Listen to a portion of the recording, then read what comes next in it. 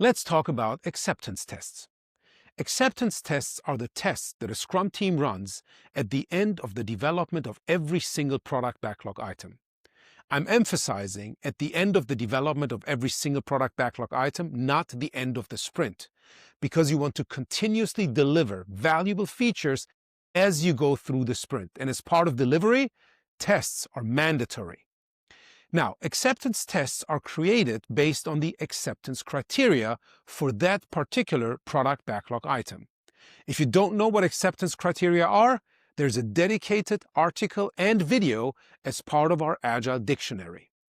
Now, back to acceptance tests. All of these tests can be done in a manual or an automated fashion.